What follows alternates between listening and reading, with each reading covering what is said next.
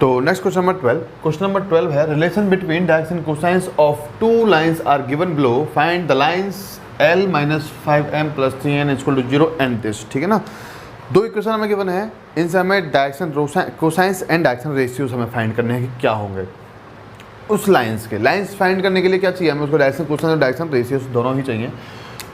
तो सॉल्यूशन में सबसे पहले आप गिवन इक्वेशंस लिख लोगे।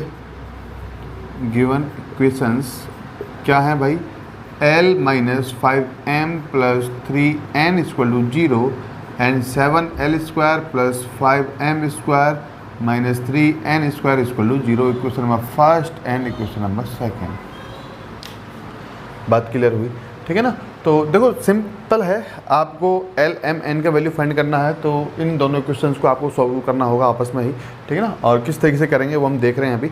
तो सिंपली आपको भी ऐसे ही करना है। तो देखो यहाँ से अगर मैं L का वैल्यू निकालूँ तो मुझे क्या मिल जाएगा, 5m माइनस 3n। ठीक है ना, तो क्या लिख रहे हैं हम, put the value of L in equation second. ठीक है ना, यानी कि 7 क्या मिल जाएगा, 5m माइनस 3n का whole square plus 5m square minus 3n square equal to 0, यानी कि 7 25m स्क्वायर माइनस 15 और 15 टू जा 30mn plus 9n square a square plus b square plus 2ab। ठीक है ना, plus 5m square minus 3n square equal to 0। इसी तरीके से आपको सॉल्व करना है सिंपली। ये कितने हो जाएंगे, 5 3 14 175m square minus 1mn 210mn plus 63n square plus 5m square minus 3n square. हमने सिंपली 7 का मल्टीप्लाई कर दिया इस पूरी इक्वेशन में। ठीक है ना, मतलब यहाँ तक।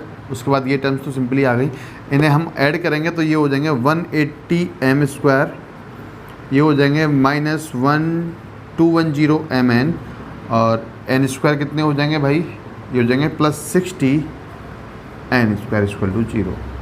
बात क्लियर हुई? ठीक है ना। अब इस इक्वेशन में मैं देखो 30 से मैं डिवाइड कर रहा हूँ। ठीक है ना, 30 से डिवाइड करेंगे तो ये मुझे मिल जाएगा 6m square minus 7mn plus 2n square equal to 0। बात क्लियर हुई? ठीक है ना। तो यहाँ से आपको वैल्यू फाइंड करना है। तो देखो क्या करेंगे इसके लिए, हम या तो आप n स्क्वायर से डिवाइड कर दो, क्या कह रहे हैं हम, या तो आप n स्क्वायर से डिवाइड कर दो और या आप कर दो m स्क्वायर से डिवाइड। ठीक है ना, अगर आप n स्क्वायर से डिवाइड करोगे तो आपको वैल्यू फाइंड करना पड़ेगा m अपॉन n का। ठीक है ना, यदि आप m स्क्वायर से डिवाइड करोगे तो आपको वैल्यू फाइंड करना पड़ेगा m अपॉन n का। ठीक है ना, तो आप इन दोनों में से कोई भी एक वैल्यू आप इसमें डिवाइड कर देते हो तो आपको वैल्यू मिल जाएगी। तो लिख रहे हैं हम डिवाइडिंग बाय n स्क्वायर। ठीक है ना, तो क्या मिलेगा, 6m अपॉन n का whole square, m square upon n square हो जाएगा ना। तो क्या लिख रहा हूँ मैं, m अपॉन n का होल स्क्वायर माइनस 7। देखो n स्क्वायर से डिवाइड करेंगे तो एक n से एक n कट जाएगा तो क्या बचेगा, सिर्फ 7m अपॉन n। बात क्लियर हुई? प्लस क्या मिल जाएगा इधर 2 इक्वल टू 0। तो आपके पास एक क्वाड्रेटिक इक्वेशन आ गई है। अब क्या आप श्री धराचार्य लगा के यहाँ से m अपॉन n का वैल्यू फाइंड कर सकते हैं? यस कर सकते हैं। तो सिंपली क्या लिख रहे हैं हम, m अपॉन n का वैल्यू हो जाएगा minus b plus minus under root b square minus 4ac upon 2a। तो m upon n equal to minus b means minus 7, यानी माइनस माइनस होगा plus 7 plus minus under root b square means 7 square minus 4 into a means 6 into c means आ जाएगा 2 upon कितना, 2 into a कितना है 6। यहाँ तक बात क्लियर हुई? ठीक है ना, इंटू में है ये सब। m upon n equal to 7 plus minus under root 149 है ना, 7 स्क्वायर, सॉरी 149 नहीं, 7 स्क्वायर यानी 49 माइनस तो ये हो जाएगा 48। ठीक है ना, 6 4 20 24 और 48 अपॉन 12, ठीक है। तो m अपॉन n क्या मिल गया भाई आपको, 7 plus minus 49 under root 1 upon 12, it means 7 plus minus 1 upon 12, ठीक है ना। तो m अपॉन n के दो वैल्यूज आए आपके पास, एक तो आ जाएगा आपके पास 7 प्लस 1 अपॉन 12 यानी 8 अपॉन 12, ठीक है ना। यहाँ लिख लेते हैं, पॉजिटिव साइन लेने पर पॉजिटिव लेंगे तो m अपॉन n क्या मिल जाएगा आपको, 7 प्लस 1 अपॉन 12 यानी कि 8 अपॉन 12, तो ये हो जाएगा 2/3। m अपॉन n कितना मिल गया भाई आपको, 2/3। एक तो वैल्यू आ गया आपका ये वाला। अगर आप लेते हो नेगेटिव वैल्यू, है ना, तो m upon n equal to क्या मिलेगा, 7 minus 1 upon 12 equal to 6 upon 12 equal to 2/4, है ना। तो 1/2 मिल जाएगा, कितना मिल जाएगा आपको, 1/2। तो आपके पास m अपॉन n के दो वैल्यूज़ आ गए, बात क्लियर हुई। तो यहाँ से वैल्यूज फाइंड करने के लिए क्या करेंगे, let m upon n equal to कितना दे रखा है, 2/3, ये वाली वैल्यू ले रहे हैं हम पहले, इक्वल टू k हमने माना। तो यहाँ से m upon 2 equal to n upon 3 equal to k मिलेगा, बात क्लियर हो गई, ठीक है ना। तो m इक्वल टू क्या मिल गया भाई आपको, 2k, और n इक्वल टू क्या मिल गया आपको, 3k। m इक्वल टू कितना मिल जाएगा, 2k, और n इक्वल टू कितना मिल जाएगा, 3k। हमने ये वाला वैल्यू, आपको पता है प्रोपोर्शनल चल रहे हैं ये, तो हमने इसको k के इक्वल माना और वहाँ से हमने निकाला m और n का वैल्यू। अब यहाँ से आप n और n का वैल्यू उठा के कहाँ रखोगे, इक्वेशन नंबर फर्स्ट में, है ना। m का वैल्यू n का वैल्यू यहाँ रखोगे तो आपके पास क्या आ जाएगा, l का वैल्यू आ जाएगा। तो क्या लिखेंगे, put the value of m and n in equation m and n in equation first. तो l इक्वल टू क्या मिलेगा, इसमें रख रहे हैं, तो 5, m का वैल्यू 2k माइनस 3, n का वैल्यू 3k, ठीक है ना। तो l equal to 10k minus 9k equal to k, यानी कि l अपॉन 1 इक्वल टू हमें k मिला, है ना। अब l अपॉन 1 भी किसके इक्वल है, k के इक्वल है। तो फाइनली हमारे पास क्या आ गया, m upon 2 equal to n upon 3 equal to l upon 1 equal to k। अगर ये वैल्यू k के इक्वल है तो ये वैल्यू भी किसके इक्वल है, k के इक्वल। तो ये तीनों वैल्यू किसके इक्वल हैं, k के इक्वल, बात क्लियर हुई, ठीक है ना। तो ये इक्वेशन हमारे पास आ गई, m upon 2 equal to n upon 3 equal to l upon 1 equal to k, ठीक है ना। तो ये इक्वेशन हमारे पास आ गई। और आपको पता है कि अगर देखो, मैं इसको थोड़ा सिस्टम में थोड़ा चेंज करके लिख देता हूँ, इस तरीके से ना लिखते हुए, ताकि आपको कन्फ्यूजन ना हो।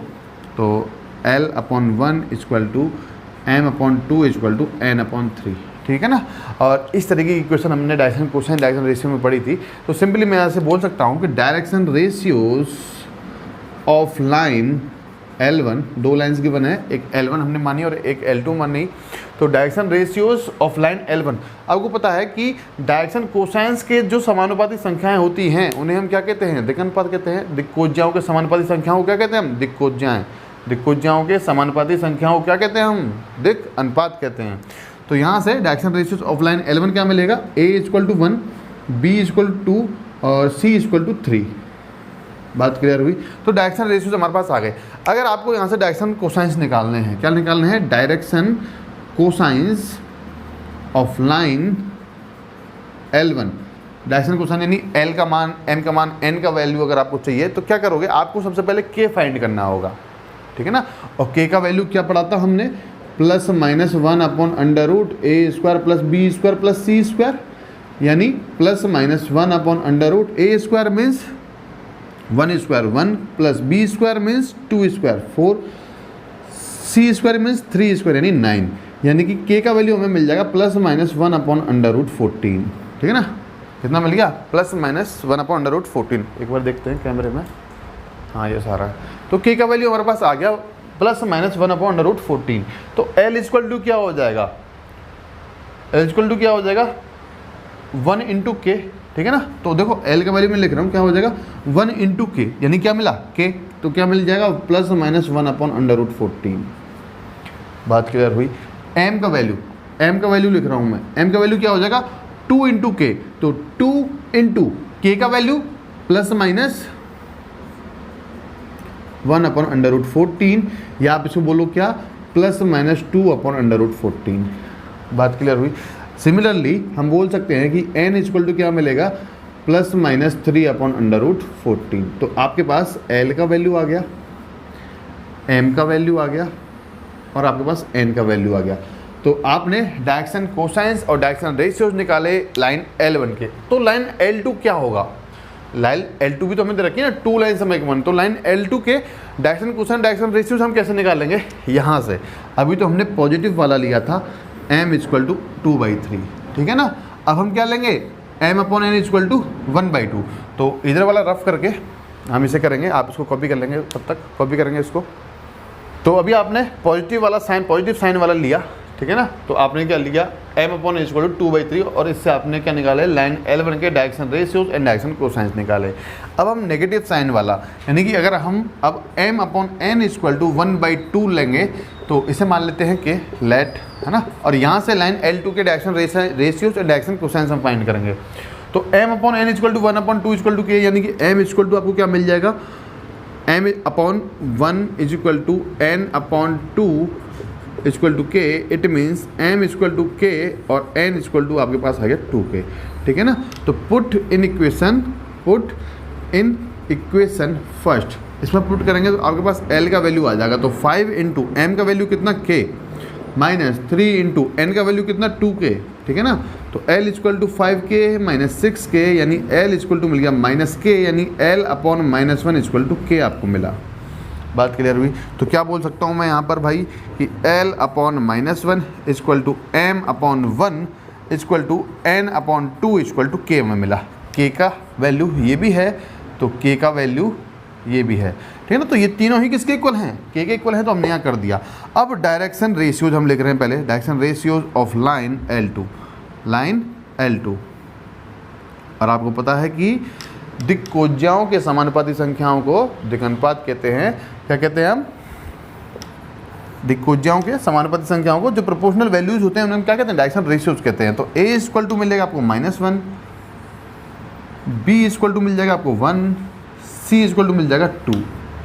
अगर आपको क्या चाहिए, l m n, तो सबसे पहले क्या करेंगे हम, k का वैल्यू फाइंड करेंगे। तो देखो k इक्वल टू क्या मिल जाएगा, यहाँ निकाल लेते हैं k इक्वल टू, एक बार देखते हैं बोर्ड पे, हाँ जैसे दिख रहा है, ठीक है ना। तो k इक्वल टू हम यहाँ निकाल रहे हैं। तो k इक्वल टू क्या मिलेगा, plus minus 1 upon under root a² plus b² plus c², यही मिलेगा ना। बहुत सिंपल है बेटा, है ना। इसको टफ में समझना, सिर्फ कैलकुलेशन है, बाकी कुछ भी नहीं है इसमें। ये इसमें रखना, वो उसमें रखना, बस ये चल रहा है, ठीक है ना, कुछ अलग नहीं है। तो a² plus b² plus c² क्या है, a b c ये है हमारे पास, यानी कि अंडर रूट 1² यानी 1 प्लस 1² यानी 1 यानी 2² यानी 4। तो ये हो जाएगा 4 प्लस 5 प्लस 6 यानी plus minus 1 upon under root 6। इतना ही छोड़ दो, उसको सॉल्व करने की जरूरत नहीं है। तो फाइनली आप लिख रहे हो direction cosines of line L2, ठीक है ना। L इक्वल टू क्या मिलेगा, -1 इंटू k, यानी कि ये, तो क्या मिल जाएगा, plus minus 1 upon under root 6। m equal to 1 upon into a, यानी plus minus 1 upon under root 6, ठीक है ना। 1 इंटू k, यानी k ही लिखना है, तो k का वैल्यू क्या है, plus minus 1 upon under root 6, ठीक है ना। m का वैल्यू क्या आ जाएगा भाई, सॉरी m का लिखा, n का वैल्यू क्या आ जाएगा भाई, 2 इंटू k, यानी plus minus 2 upon under root 6। बात क्लियर हुई। तो आपके पास क्या आ गए, डायरेक्शन कोसाइंस भी आ गए और आपके पास डायरेक्शन रेशियोज भी आ गए। लाइन L1 के आ गए और लाइन L2 के आ गए। बात क्लियर हुई, ठीक है ना। तो इस तरीके से क्वेश्चन को सॉल्व करना है, कॉपी करेंगे इसको। तो next question number 13, question number 13 है projection of line on axis r -3 4 -12 find length of line segment and direction cosines, ठीक है ना। तो उसने कहा कि एक लाइन जो है वो एक्सिस के साथ में ये प्रक्षेप बनाती है, तो आपको उस लाइन का लेंथ और उस लाइन के डायरेक्शन कोसाइंस फाइंड करते हैं, ठीक है ना। तो सबसे पहले सॉल्यूशन में देखो समझते हैं क्वेश्चन को, क्वेश्चन कह क्या रहा है। या फिर आप मान लो कि late length of line segment is L and sorry R मान लेते हैं, R and direction cosines R क्या मान लेते हैं हम, L, M, N। हमने मान लिया कि उस लाइन सेगमेंट का जो लेंथ है वो R है, ठीक है ना। R से हमने माना और डायरेक्शन कोसाइंस हमारे पास है एल एम एन। अब क्वेश्चन समझते हैं कि 3D कार्टेशियन प्लेन में आपके पास ये हो जाएगा X axis, Y axis, Z axis, और मान लो कि ये कोई लाइन है, कोई भी लाइन है जिसका लेंथ जो है वो हमने अभी माना आर, ठीक है ना। तो आपको पता है प्रक्षेप का मतलब क्या होता है। प्रक्षेप एक लेंथ होती है, हमने जब पढ़ा था तो हमने बताया था कि प्रक्षेप एक लेंथ होती है कि अगर मान लो ये एक लाइन आर है और ये आपका हो गया एक्स एक्सिस, समझना बात को, उसी को यहाँ बना रहे हैं हम, ठीक है ना। ये तो हो गई आर, वो जो लेंथ है, और ये हो गया एक्स एक्सिस। तो इस लाइन का एक्स एक्सिस पे क्या प्रक्षेप होगा वो हम समझ रहे हैं। तो इस लाइन एल का एक्स एक्सिस प्रक्षेप क्या होगा कि यहाँ से जो भी लाइट आएगी तो इसकी शैडो कहाँ बनेगी भाई, यहाँ तक बनेगी, ठीक है ना। तो इस लेंथ को हम कह रहे हैं प्रक्षेप। किसका प्रक्षेप है ये, इस लाइन का इस एक्सिस पे प्रक्षेप क्या हो जाएगा, ये लेंथ, यहाँ से यहाँ तक की लेंथ। और ये लेंथ क्या हो जाएगी भाई, अगर ये डिस्टेंस आर है, अगर ये डिस्टेंस क्या है आर है, और ये एंगल अगर कॉस ऑफ अल्फ़ा है, क्या कह रहे हैं हम, कॉस ऑफ अल्फ़ा, तो ये लेंथ क्या हो जाएगी, आर कॉस अल्फ़ा हो जाएगी। हो जाएगी नहीं हो जाएगी, ये लेंथ कितनी हो जाएगी, आर कॉस अल्फ़ा हो जाएगी। तो उसी तरीके से लिखेंगे, समझेंगे ध्यान से, ठीक है ना। क्या लिख रहे हैं, प्रोजेक्शन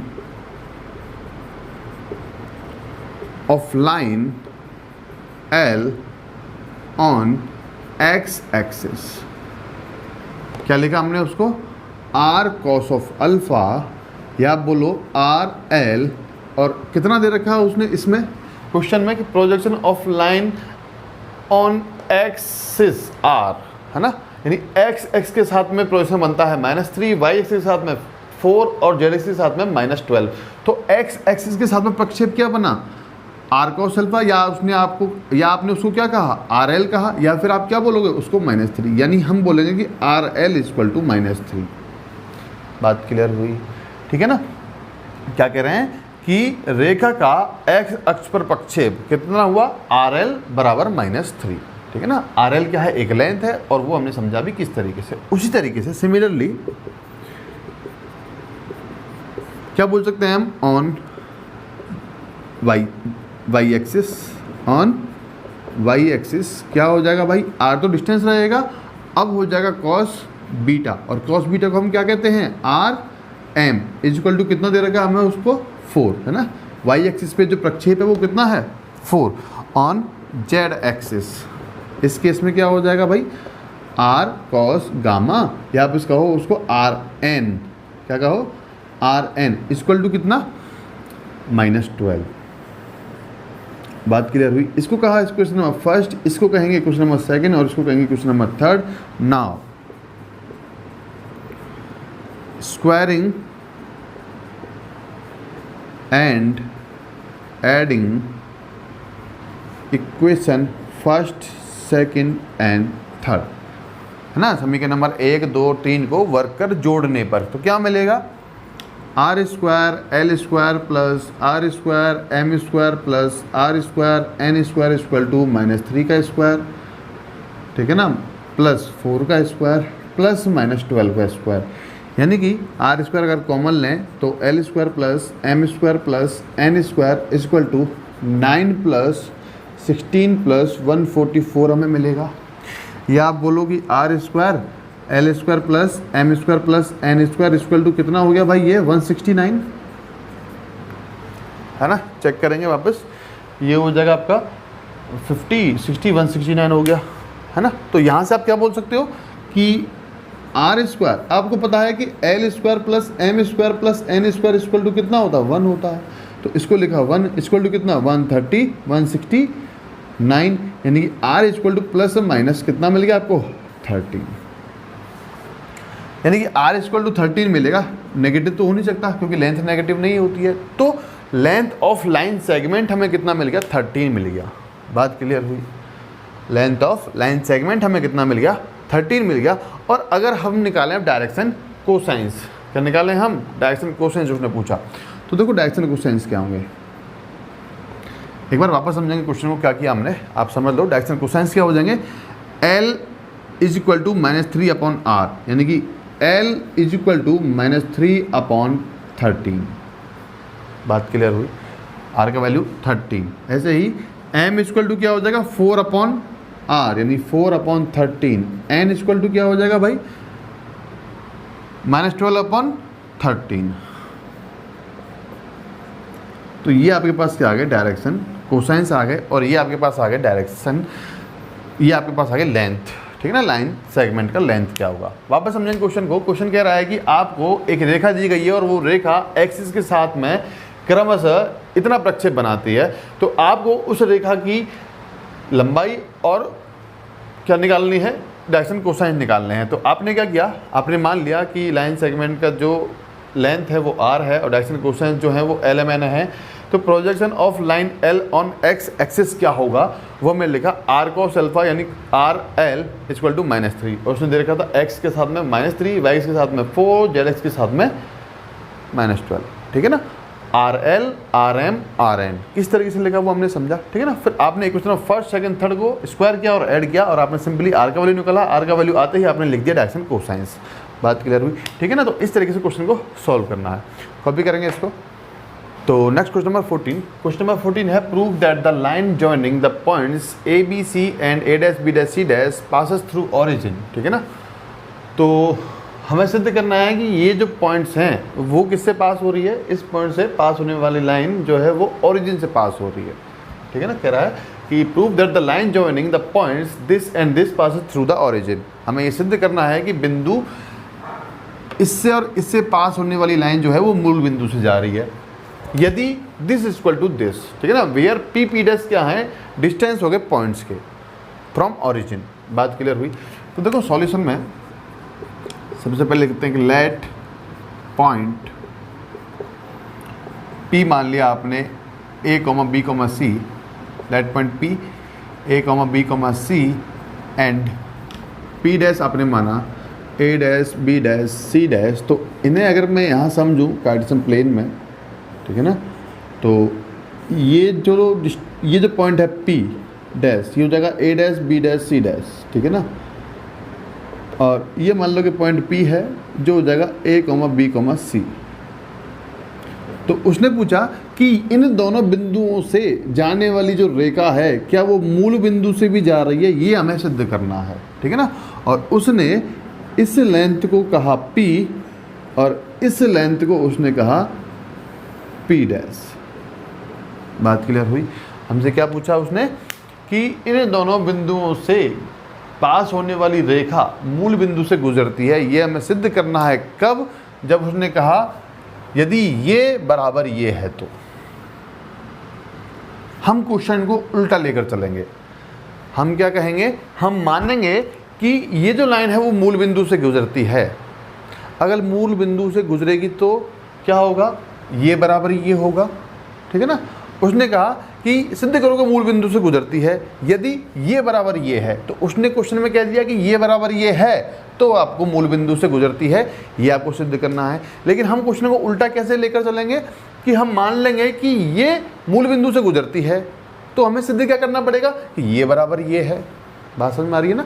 या तो आप इसको मान लो कि ये दिया गया है वो प्रूफ करना है, या आप मान लो कि ये हमें दिया गया है और ये हमें प्रूफ करना है। तो ये थोड़ा सा इजी रहेगा कि हम मान लेते हैं कि वो जो रेखा है वो मूल बिंदु से गुजरती है, तो हमें this equal to this proof करना है, तो हमें this equal to this proof करना है।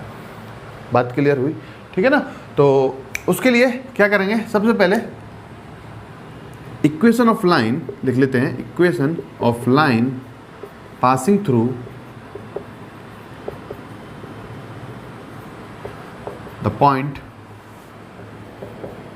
P and P dash क्या हो जाएगी भाई, आपने पढ़ा था x minus x1 upon x2 minus x1 पढ़े थे ना, दो बिंदुओं से पास होने वाली रेखा का समीकरण। तो x माइनस x1 क्या, a upon x2 minus x1 यानी a dash minus a equal to y minus b upon b dash minus b, ठीक है ना। z minus C upon C dash minus C. Equation number first हमने मान लिया, ठीक है ना। फिर ये तो हमने इक्वेशन लिखा दो बिंदु से पास होने वाली का। अब वो कह रहा है कि पासेस थ्रू ऑरिजिन, तो हम मान रहे हैं कि वो रेखा जो है वो कहाँ से पास हो रही है, ऑरिजिन से पास हो रही है, मूल बिंदु से पास हो रही है। बात समझ में आई, ठीक है ना। और ये हमें फिर सिद्ध करना होगा। अगर हम वो मान लेंगे तो हमने मान लिया कि जो लाइन है कि let equation first passing through the origin, ठीक है ना। हमने मान लिया कि इक्वेशन नंबर फर्स्ट जो है, ये जो रेखा है वो किससे पास हो रही है, ओरिजिन से पास हो रही है। So equation of line change हो जाएगी। अगर मूल बिंदु से पास हो रही है यानी कि एक्स वाई जेड क्या होगा 0 0 0, तो क्या मिलेगा हमें minus A upon A dash minus A is equal to minus B upon B dash minus B is equal to minus C upon C dash minus C. क्या कहा उसने कि भैया मूल बिंदु से पास हो रही है और मूल बिंदु के निर्देशांक क्या होते हैं, मूल बिंदु के निर्देशांक क्या हो जाएंगे 0 0 0 यानी एक्स भी 0 वाई भी 0 जेड भी 0। तो क्या कर दिया हमने 0 0 0, तो क्या मिल गया ये, ठीक है ना। देखो ध्यान से माइनस माइनस माइनस कर देंगे, ठीक है ना। तो क्या मैं इसे a upon A dash minus A equal to B upon B dash minus B equal to C upon C dash minus C बोल सकता हूँ? यस बोल सकते हैं। क्या मैं इसे घुमाकर वापस लिख सकता हूँ a dash minus A upon A equal to B dash minus B upon B equal to C dash minus C upon C? क्या हम इसको ऐसा लिख सकते हैं? यस लिख सकते हैं। क्या मैं a को अलग अलग डिवाइड कर सकता हूँ, A dash upon A equal to A dash upon A minus A upon A करके, B dash upon B minus B upon B करके, C dash upon C minus C upon C करके लिख सकते हैं ना? यस लिख सकते हैं। तो देखो क्या मिलेगा, ये तो कैंसिल आउट हो गए, यानी कि A dash upon A minus 1 equal to B dash upon B minus 1 equal to C dash upon C minus 1, ये मिलेगा, ठीक है ना। क्या ये 1 भी आपस में कैंसिल आउट हो गए? तो क्या मिल गया A dash upon A is equal to B dash upon B equal to C dash upon C, और ये किसके इक्वल हो जाएगा पी डैश अपॉन पी के, जो बिंदु पी और बिंदु क्यू की, बिंदु पी और बिंदु पी डैश की क्या है, दूरी है मूल बिंदु से। पी डैश अपॉन पी हमें मिला, बात समझ में आई। तो यहाँ से अगर देखो मैं ए डैश का वैल्यू निकाल दूँ तो ए डैश क्या मिल जाएगा, A into P dash upon P मिलेगा, ठीक है ना। बी डैश क्या मिल जाएगा, B into P dash upon P, बात क्लियर हुई। सी डैश क्या मिल जाएगा, C into P dash upon P. तो हमने A dash B dash C dash का वैल्यू फाइंड किया। अब जो प्रूफ करना पड़ेगा वो हमें प्रूफ करना पड़ेगा ये। अभी तक तो हमने माना था ना कि मूल बिंदु से गुजरती है, तो क्या मिला हमें, वो ये मिला, A dash B dash C dash के वैल्यूज हमें ये मिले। तो अब हम क्या लिख रहे हैं यहाँ पर कि भैया हमें ये सिद्ध करना है, क्या करना है कि A dash A into A dash plus B into B dash plus C into C dash equal to P into P dash. तो हमने LHS ले लिया इसमें से, A dash plus B dash plus C dash, बात clear हुई। और ये हमें प्रूफ करना है कि अगर ये पी डैश आ जाएगा तो हम बोल देंगे कि यस वो जो लाइन है वो मूल बिंदु से पास होती है। अगर ये इक्वल नहीं आया तो क्या बोलेंगे, मूल बिंदु से पास नहीं होती है, बात क्लियर हुई। तो A dash B dash C dash के आपके पास वैल्यू है, आप इनको पुट कर दो, put the value of A dash B dash and C dash. तो क्या हो जाएगा, ए इंटू ए डैश क्या है भाई, है ए डैश क्या है, A into P dash upon P, क्या है A into P dash upon P, ठीक है ना। बी इंटू क्या मिलेगा, B dash B into P dash upon P plus C into C P dash upon P, यही मिलेगा, बात क्लियर हुई, ठीक है ना। तो क्या मैं इसको बोल सकता हूँ A square P dash upon P plus B square P dash upon P plus C square P dash upon P, यानी कि पी डैश अपॉन पी अगर मैंने कॉमन लिया तो क्या मिलेगा मुझे, A square plus B square plus C square, क्या मिल जाएगा मुझे, A square plus B square plus C square. अब A square plus B square plus C square का वैल्यू क्या होगा, देखो ध्यान से। उसने कहा कि मूल बिंदु से दूरी, बिंदु P की मूल बिंदु से दूरी क्या है भाई, ये, और इसको अगर मैं देखूं तो क्या मिलेगा मुझे, under root A square plus B square plus C square. अगर मेरे से पी डैश के लिए पूछा तो क्या बोलूँगा, अंडर रूट के अंदर ए डैश का स्क्वायर प्लस बी डैश का स्क्वायर प्लस सी डैश का स्क्वायर। अरे बोलो भाई, ये मिलेगा ना। हम अगर दूरी निकालते हैं, मैग्नीट्यूड क्या होता है, under root A square plus B square plus C square, तो अंडर रूट क्या हो गया, पी डैश क्या होगा, अगर मैं पी का वैल्यू निकालूँ तो क्या होगा, A under root A square plus B square plus C square, ठीक है ना। यानी कि अगर मैं दोनों पक्षों में स्क्वायर कर दूँ तो पी स्क्वायर इक्वल टू क्या मिल जाएगा मुझे, A square plus B square plus C square. A square plus B square plus C square value कितना आ गया मेरे पास, पी स्क्वायर आ गया। समझ में आया किस तरीके से? तो यहाँ पर A square plus B square plus C square का वैल्यू में कितना रख दूंगा, P dash upon P into P square. तो सिंपली एक पी से एक पी कट जाएगा, तो हमारे पास क्या बच गया यहाँ पर, पी इंटू पी डैश, और यही हमारा क्या है, आर एच एस। ठीक है ना, तो ये हमारा प्रूफ हो जाएगा। तो हम बोलेंगे क्या कि given line passing through the origin. बात क्लियर हुई? ठीक है ना, एक बार देखते हैं कैमरे में आ रहा है नहीं आ रहा, हाँ यस आ गया। ठीक है ना, तो फाइनली जो हमारी जो लाइन हमें गिवन है वो लाइन क्या है, ओरिजिन से पास होती है, मूल बिंदु से पास होती है, ऐसा हम बोल सकते हैं, क्योंकि हमें ये इक्वल टू ये मिल गया। बात क्लियर हुई? ठीक है ना, तो इस तरीके से क्वेश्चन को सॉल्व करना है। कॉपी करेंगे इसको। तो next question number 15, question number 15 है find the equation of plane which passes through point P. Point P से पास होने वाले समतल का समीकरण लिखिए and is parallel to the vectors A vector and B vector. जो ए वेक्टर और बी वेक्टर क्या है, समांतर है। तो देखो किस तरीके से फाइंड करेंगे। सॉल्यूशन में सबसे पहले लिख लेते हैं कि गिवन वेक्टर्स ए वेक्टर है हमारे पास माइनस आई कैप प्लस 2 जे कैप माइनस 3 के कैप, एंड बी वेक्टर हो जाएगा अपने पास 5 आई कैप माइनस 2 जे कैप प्लस के कैप। ठीक है ना, इस तरीके से। तो उसने कहा कि एक प्लेन है, मान लो कि एक प्लेन है जो पॉइंट इस P से पास हो रहा है, जिसके कोऑर्डिनेट्स हैं -2, 1, 2। बात क्लियर हुई? और ये जो प्लेन P है ना, वो एक वेक्टर A वेक्टर है जिसके समांतर है, और एक वेक्टर है B वेक्टर जिसके समांतर है। तो भाई अगर ये दो वेक्टर समांतर दे रखे हैं इस समतल के, तो कुछ ना कुछ तो यहाँ पर कंडीशन बनेगी ना, तो वो कंडीशन हमें फाइंड करनी है। अब देखो इस प्लेन के परपेंडिकुलर डायरेक्शन में एक होता है नॉर्मल वेक्टर, जो कुछ इस तरीके से होगा, है ना। हमने कहा इसको एन वेक्टर। क्या ये नॉर्मल वेक्टर जो है वो ए वेक्टर और बी वेक्टर पे क्या है, परपेंडिकुलर है? यस परपेंडिकुलर है। अगर परपेंडिकुलर है तो इनके दिक् अनुपातों में क्या संबंध होगा कि a1 a2 plus b1 b2 plus c1 c2 equal to 0, condition of perpendicularity. तो वहाँ से हम इस प्लेन का इक्वेशन लिखेंगे, तो समझेंगे किस तरीके से। तो सबसे पहले लिखते हैं equation of plane passing through the point P -2, 1, 2। और क्या हो जाएगा भाई, क्या पढ़ा था हमने इक्वेशन, जनरल इक्वेशन क्या पढ़ा था, x अगर एक बिंदु से पास होने वाले समतल का समीकरण लिख रहे हैं, a into x minus x1 plus b into y minus y1 plus c z minus z1 equal to 0।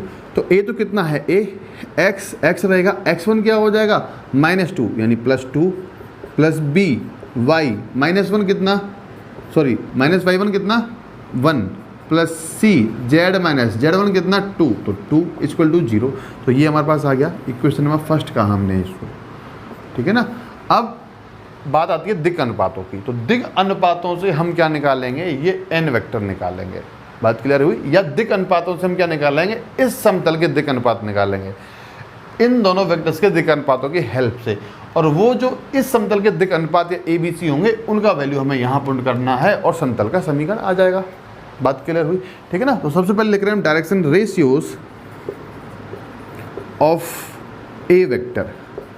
क्या हो जाएंगे भाई, A1 कहा मैंने जिसको, A1 इक्वल टू कितना, A1 देखो ए वेक्टर के A1 क्या हो जाएगा -1, B1 क्या हो जाएगा 2, C1 क्या हो जाएगा -3। यही तो जो स्केलर कंपोनेंट्स होते हैं वही तो ए वेक्टर के क्या हो जाएंगे, डायरेक्शन रेशियोज हो जाएंगे।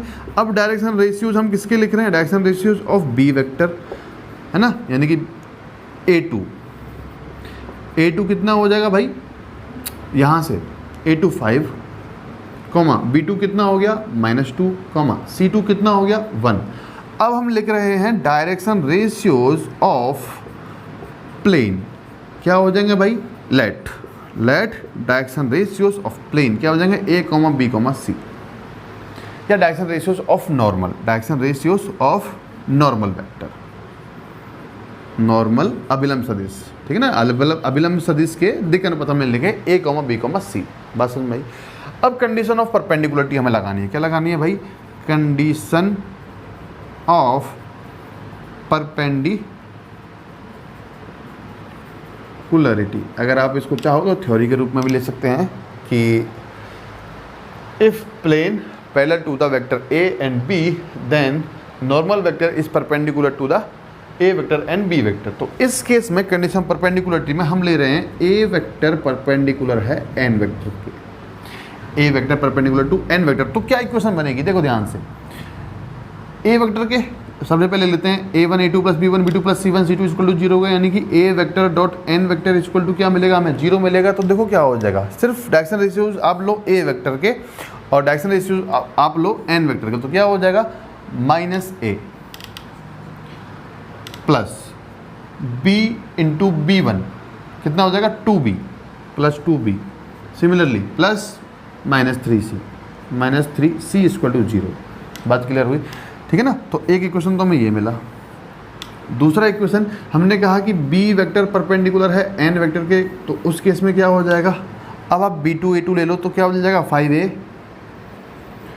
Minus 2b plus c equal to 0, है ना। यहाँ पे भी आपको क्या मिलेगा, b vector dot n vector equal to 0 मिलेगा। अगर n वेक्टर हमने क्या माना, a I cap plus b J cap plus c k cap, ठीक है ना।